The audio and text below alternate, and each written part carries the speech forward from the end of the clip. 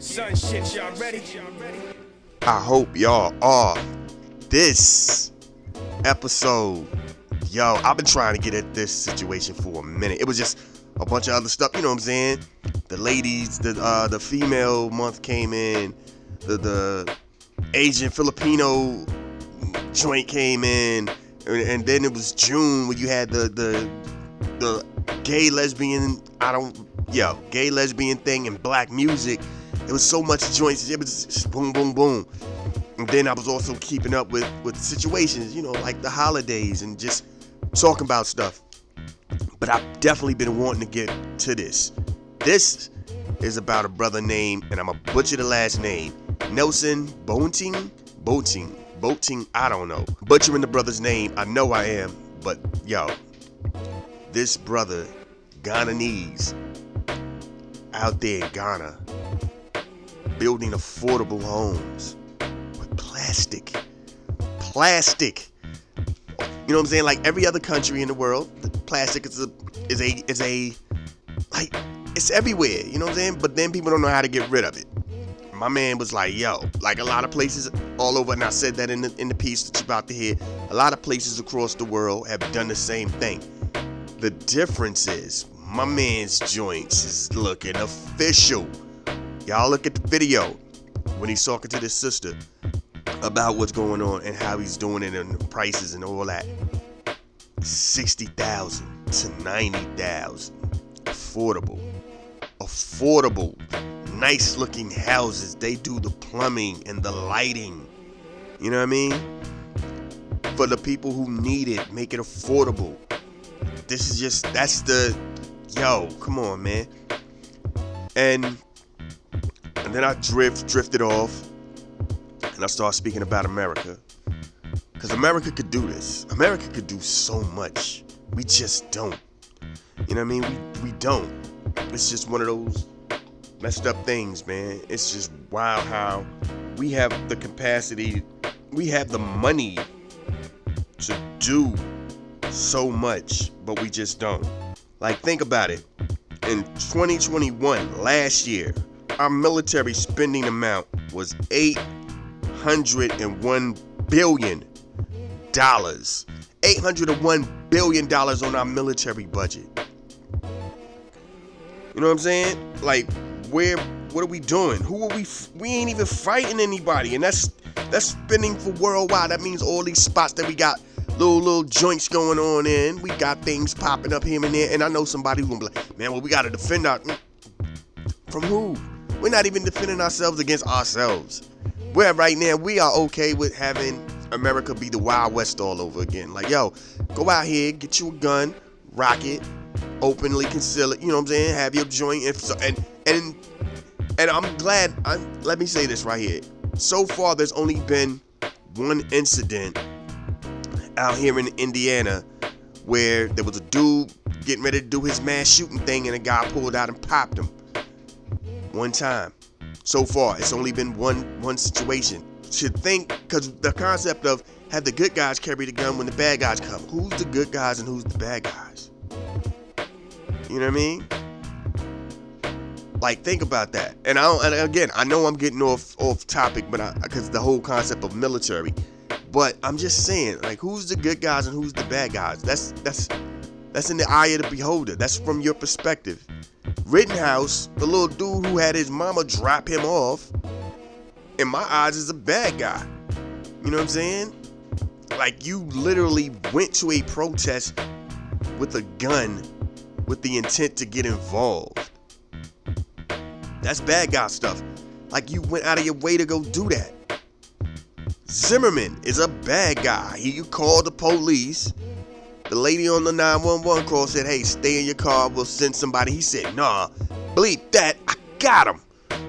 Hung up the phone and ran up on Trayvon. Trayvon was handling himself because he felt his life was in danger, was beating a grown man up. Grown man pulls out and pops him. Bad guy. Like, it's where you look at it at. You know what I mean? Like, so if somebody comes, so now what? I don't know the brother. I don't know the brother in Indiana. I don't know him. But imagine one of these hustlers, one of these thugs, quote unquote, thugs, one of these gangsters, one of these hoodlums, always into something, always out here doing something crazy, doing something foul. Imagine that was him. How do you paint that picture? Is that a good? And that's not a race thing. That's just a what you are, who you are thing. You know what I'm saying? How do we paint that picture? Was he really a good guy? Was he a good guy in that situation? But anyway, off topic. I know, I get it. What I'm saying is, we spend that much money on weaponry for the military and for our war and all this. War we aren't fight. We barely fight. We fought. Did we even fight while Obama was the president? Nah, it was a battle, a scrimmage, maybe. I don't know, skirmish, little scuffle. You know what I'm saying? We had a tidbit argument while Trump was in office. So those days are over with for the most. Not over with, but $801 billion. But we can't fight homelessness. We can't fight. You give us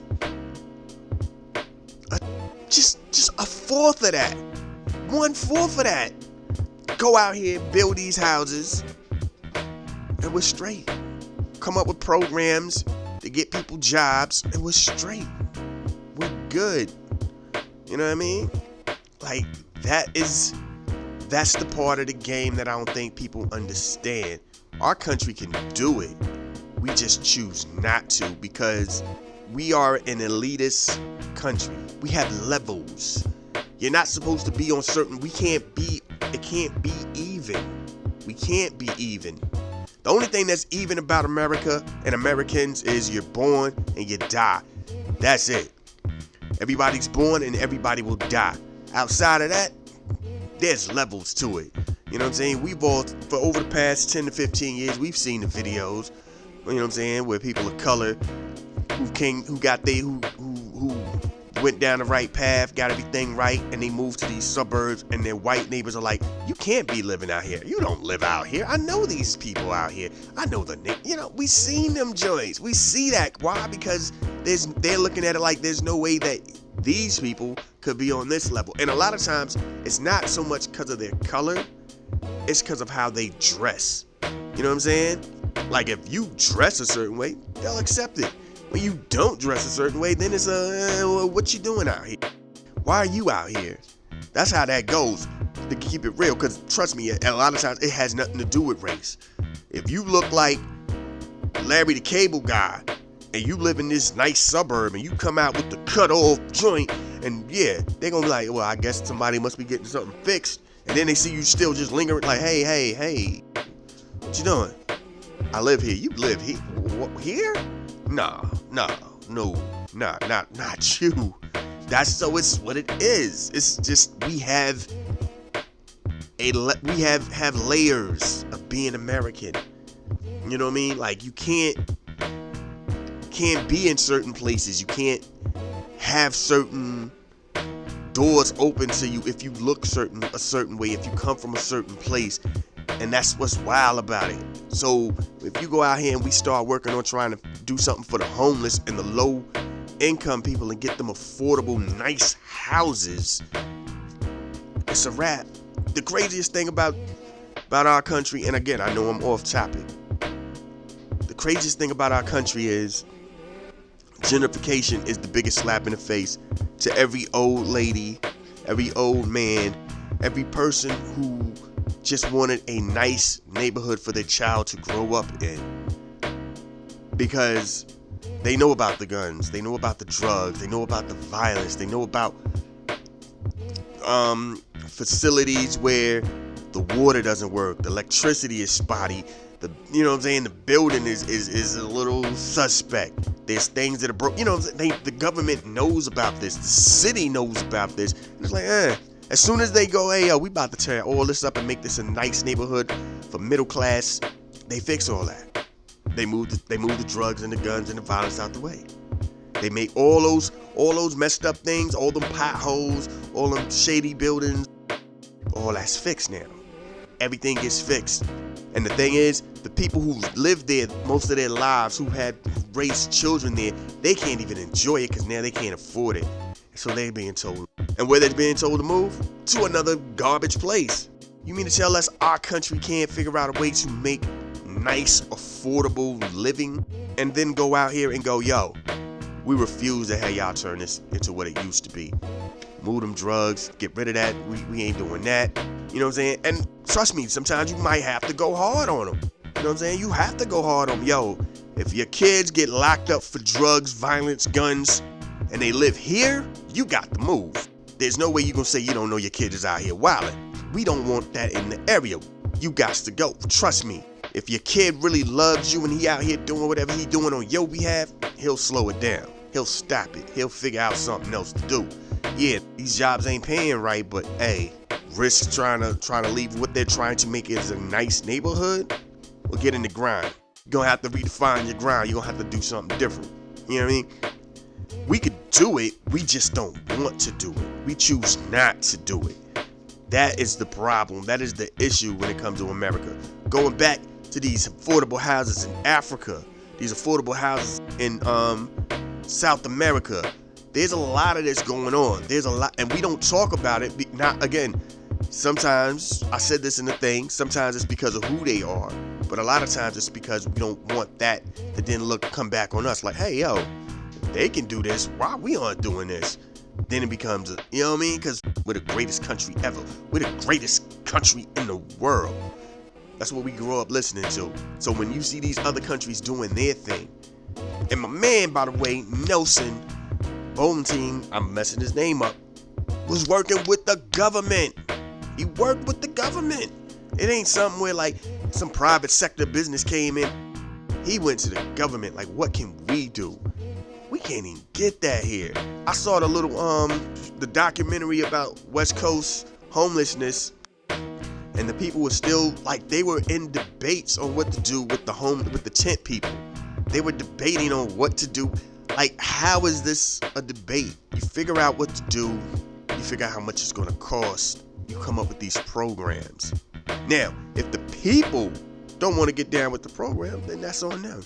That's on them. And what you do from that point is you figure out what can you do with them. Like, if you're choosing to be homeless, there's a problem. You know what I mean? I get it that it's like being institutionalized. You're not ready for the world, but at the same time, these homeless people they out here with phones. They doing a lot of them regular stuff. They doing it, so they're not even like locked up people who that, you know what I'm saying, who still get like a smidgen of it. They ain't getting the whole kabang. You're out in the open, so you get the whole vibe. And you're just like, yeah, instead of trying to get my life right, I'd rather be like this. We might have to, that's when you might have to be like, yo, we gotta figure something out for you. But most people, yeah, especially if you got kids, especially if something happened with your job. And we're talking about when this pandemic hit, and right before the government stepped in, a lot of people lost their homes because the government didn't step in fast enough. As a country, we've never figured out how to completely help those people out. Like a lot of joints, a lot of people got lost in the mix when that happened. You know what I'm saying? Help them get back on their feet. Help them get back on their feet, and then go out here and make affordable home. You know what I'm saying? If you make X amount of dollars and above, you can't be eligible. This is for these people and lower. If you're homeless to some straight super low income to moderately getting close to middle class, yo, you got that door open. The rest of y'all, yo, and in nice areas. Turn impoverished areas into nice areas. We do it for gentrification. I'm saying, all of a sudden, what was corner stores, liquor store, corner store, you know what I'm saying, whatever spot, the clothing spot, boom, boom, hair salon, barbershop, blah, blah, blah. Whole Foods. What? Oh, snap, they took that whole little spot and turned that to Whole Food. You mean to tell me y'all couldn't do that? Couldn't make little grocery stores?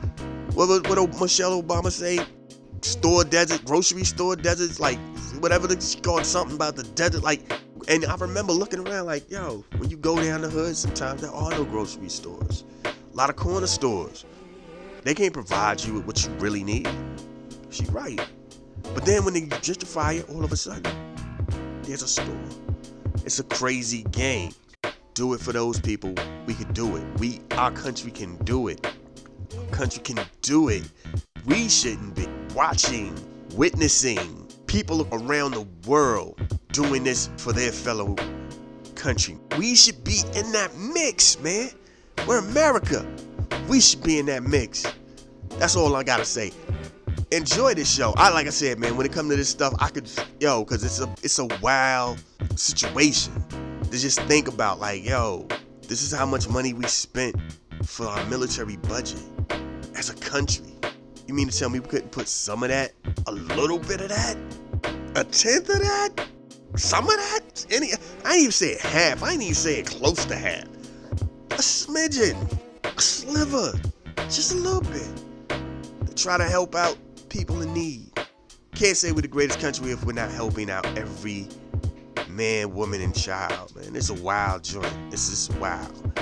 Anyway, my man had me thinking about it. I'm like, this is mind-blowing. Back to point. See, I'm back on my point. I told y'all, rocking with me sometimes is a wild joint. I go off, and then I gotta come back. I'm coming back. Watching it was dope. I found a video. We attaching the video to the joint. You know what I'm saying? If you're listening to this on a lot of other things, you're just listening to this. You're not gonna understand. Go to I will put the link for the WordPress page out there. Go to the WordPress page, ourworld.time. Look at the video. Check the video out. This is dope. This is wow. My man's like the house that they show is ridiculous. And to go, to be like, what you mean? This is all bottle? You know what I'm saying? Like, this is plastic. This is what plastic bottles get you? And that was why I picked him. Because again, I'll say you when you listen to the piece, there are other houses where they kind of goofy looking. These houses look official. This is, you know what I mean? Like, that's all I'm saying. And please do get research on this, brother. And not only just this, brother, please just take a look at what they're doing around the world. Plastic bottles turning, homes made out of plastic bottles or something like that. Just Google something like that and you will see this is just a whole nother level, man. We are on a whole nother level. We can do it out here. I know in America they're doing the 3D homes. We can still, there's so many ways we can help out homeless people. You know what I mean? Underpaid people, you know what I'm saying? People right there at the poverty line, people below the poverty line, people just above the poverty line. We could do this, man. I don't know why we don't. Then again, I do, but I don't understand why we continue to be that kind of country. Look my man up. Look up those houses. Enjoy this podcast. My bad for going on my rant. My soapbox is probably wobbling a little bit. You know what I mean? Because I'm on here, not just standing on it, but I'm standing on it and I'm bouncing a little bit while I'm talking to y'all. And you know what I mean? Last thing I need to do is crash through, scar my leg up, mess my leg up, and be out here all messed up. My bad. When it comes to certain stuff, man, you just gotta, it's a certain way you feel, man. Especially when you get older in life, man. As you get older, you just start looking at stuff different. And at one point in my life, I really was in tune to politics because that was like a little piece of my gig. You know what I mean? Like to be on top of news. So when you seeing stuff and you hearing stuff and you gotta watch this here and you gotta look there, you gotta be here for this thing. And you're just like, oh my God, this is so boring. But you're still listening and you're watching people who are against certain things that you would think are good for humanity. And they're like, and the smallest reasons are, I don't want it in my neighborhood. Okay, then find another place. There's open space all over you can easily, come on, man. Find a spot then. Who wants that in their neighborhood? If you do it right, I'll take it in my neighborhood. You know what I'm saying?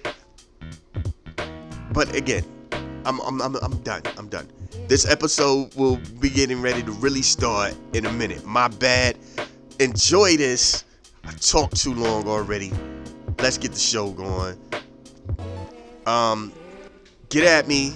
You guys can always leave comments on Twitter or Facebook. DM me on Twitter or Facebook or email me. I'll put the links up on the joint. If y'all reading this, y'all seen the links. So yeah, we do it that way.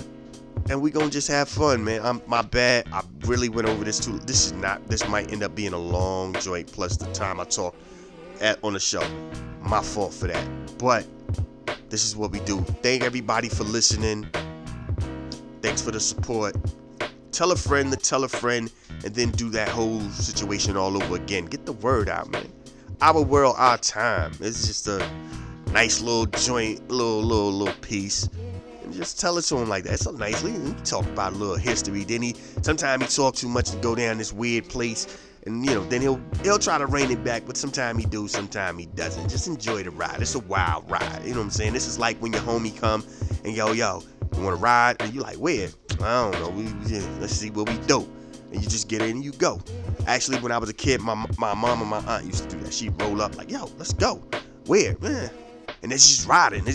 Stop at random parks and let us play. Or go here. Hey, let's get something to eat. Just randomly ride. That's what these are sometimes. There's ride with purpose, but then there's just times I drift off. Like I just did. Anyway, thank y'all for listening, man. Enjoy this.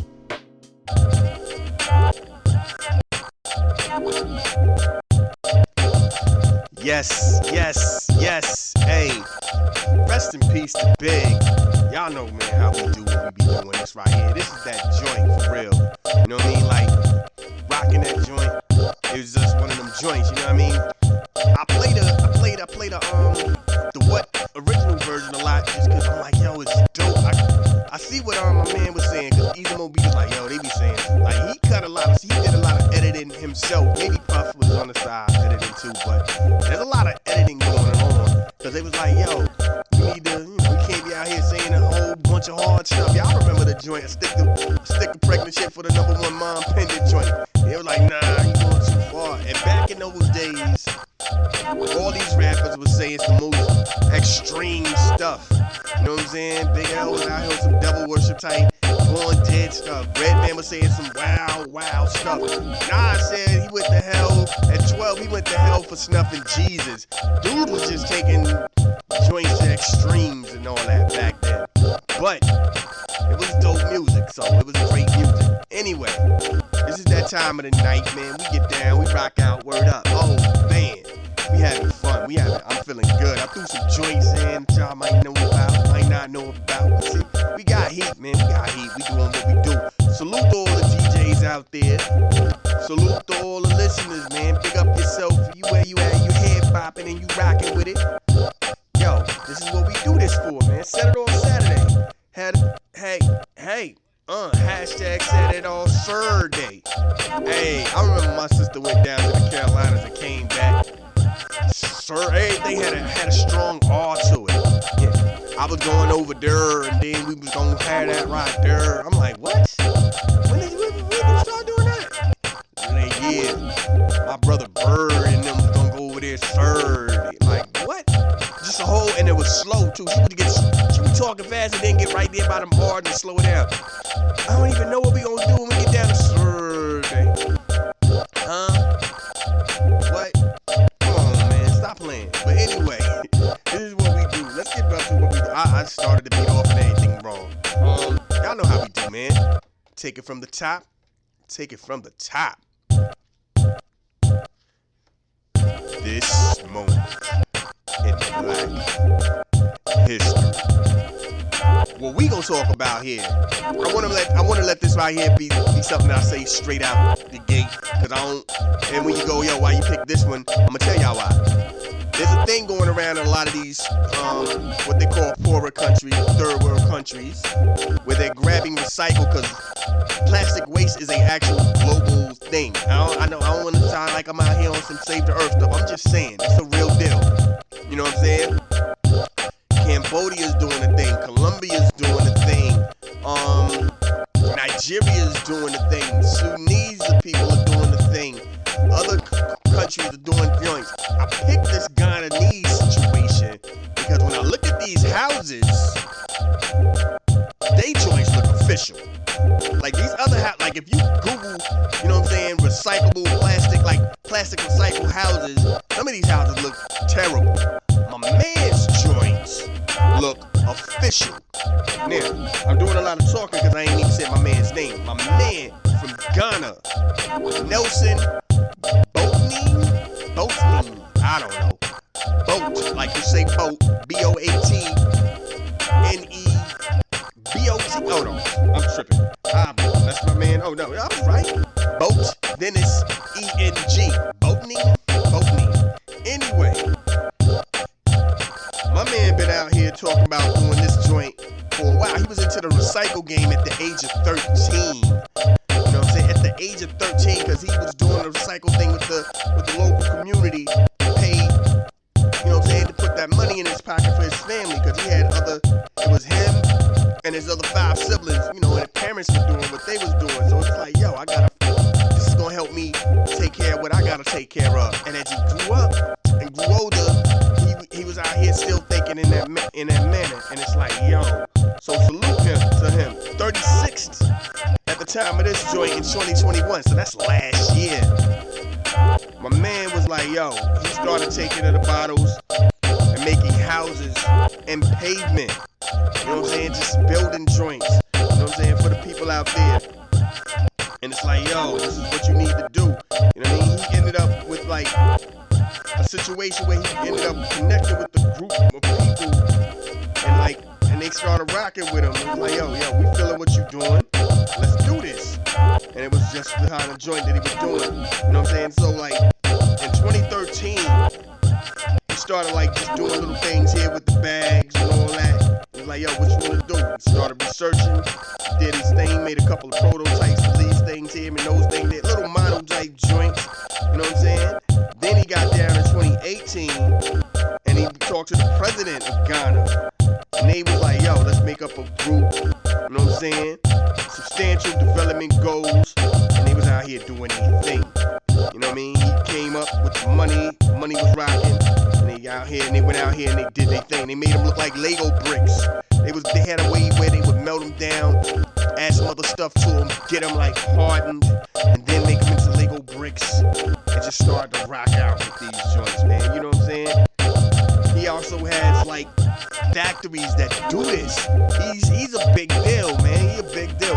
I'm out here. I'm still trying to give y'all a little bit of I'm trying to give y'all enough of the detail and still be like, yo, please look this brother up. And that's like, again, we're talking about like in the 2013 to now. That's like technically almost like a 10-year development. My man is out here doing his thing. He came up with his own group to just do this, and they got houses all over the place. They're trying to get it going, and it's just one of those dope things, man. Like, yo, please look this brother up. Like I said, me telling this story, I'm telling y'all bits and pieces of this right here. You know what I'm saying? But my man is out here doing his thing. They have houses all over Ghana. His company actually has 25 clients now who give them investments, and they do what they do and give back to the community. This is what we talking about right now. This is real talk. And this ain't even Black history. This is Black history being made. You know what I'm saying? He got the government to get down with him. And they out here trying to figure out a way to house people and beat pollution at the same time. That's just dope. And again, I chose my man because I looked at a lot of these houses, and some of them houses was god awful. You know what I'm saying? And I was like, So if you look this brother up, Nelson Boateng, building houses and all that, you Google that joint up, you'll see these are some dope houses.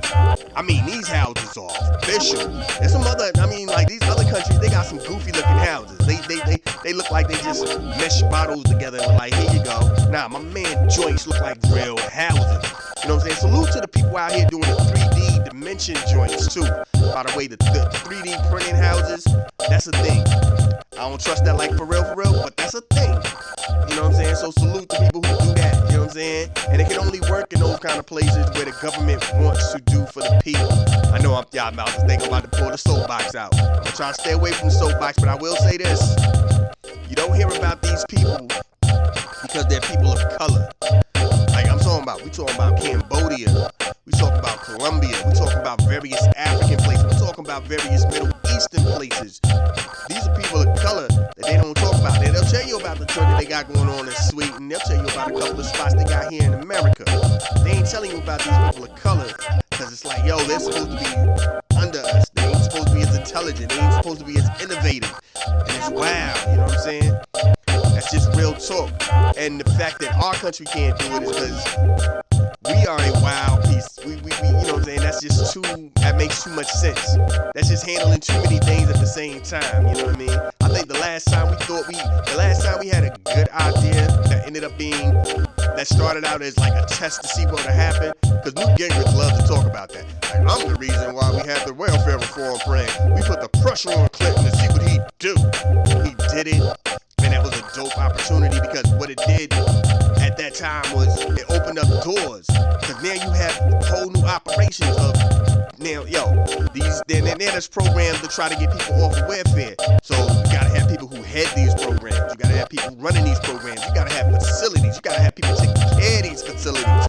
And with that, pieces are moved around, which means if I move from over there, that means my spot's open. So somebody who was under me gonna get a spot. Somebody under them gonna get a spot. That means now there's openings. So now the door opens for more jobs. It was a hand-in-hand thing. Then the tax write-off for companies who would actually hire people who was doing that. So they was like, even though the workers are like, oh, welfare queens coming over here, they don't really want that money. The jobs are like, yo, we gonna see what they do, because we get a little tax write-off for bringing them in. Like, the fact that we was like opening up facilities and bringing people who probably were retired, probably was like job transitioning, and letting them be like the trainers and the teachers, and then get people to work. That was a great look for America. Salute the, you know what I'm saying? So salute the Newt Gingrich putting that pressure on Clinton. Then you had Bush who came in and was like, yo, you know what we gonna do? We gonna give y'all even more welfare money and cut that. That program was a little too good. And that's what happened. But we need to get back to that, because I know in a lot of major cities, they're shutting down. They've shut down schools, whole entire schools. And then they're just sitting there.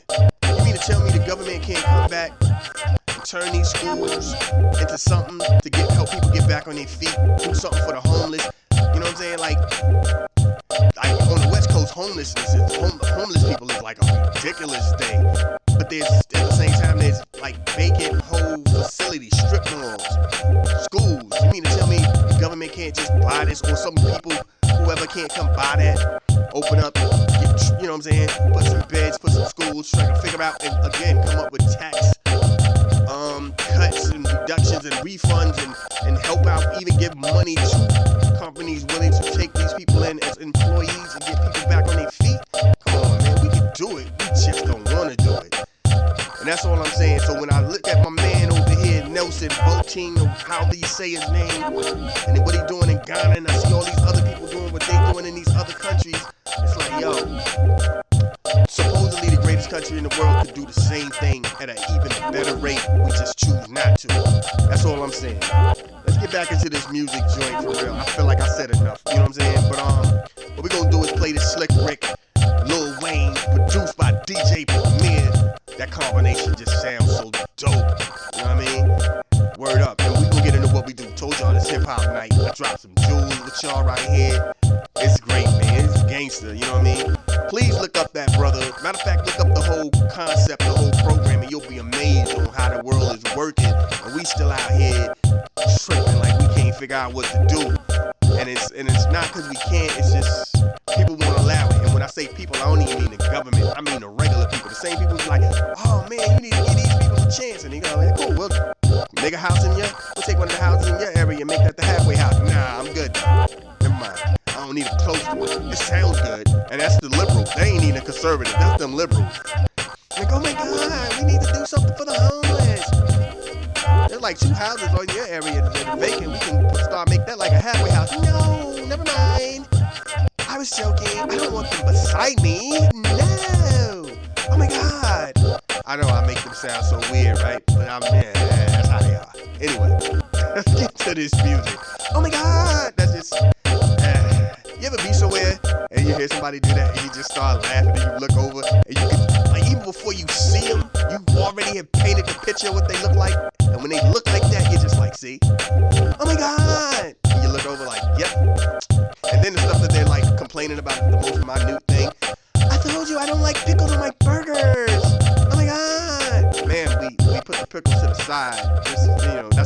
Anyway, we put the pickles to the side. We didn't even put it on the burger.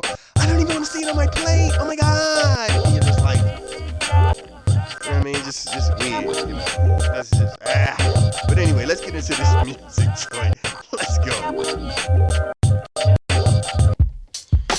Yeah, y'all know how it is. Went a little over the time, but you know, I'm like, yo, I told y'all that joint right there was official. I heard that Wednesday night while I was like chopping up some beats and stuff. I was like, yo, what is this? Oh, snap. Yo, had to look the crew up. I'm up here doing the Shazammy joint. I'm trying to like get a hold of this, whatever that was. So I like kept looking. Then I realized if I just went to my phone, they telling you the title on the joint. So I'm up here like, oh, snap, I'm bugging. Anyway, hey, I'll be out here tripping, man. But anyway, so I'm going to holler at y'all next week, man. Salute. The cypher will continue back around Saturday. I ain't trying to take up too much time. We get back into the vibe. Y'all know how we do when we ride. Well, ooh. Hey. Anyway, let me get out of the way. Let's get ready to get up out of here. So we're going to do it like this. They say you only live once. That's a lie. You only die once.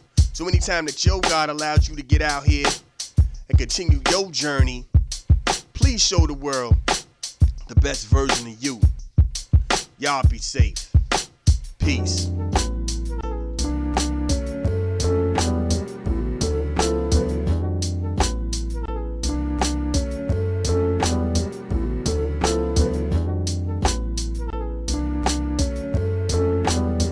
This is a Soul of Art presentation.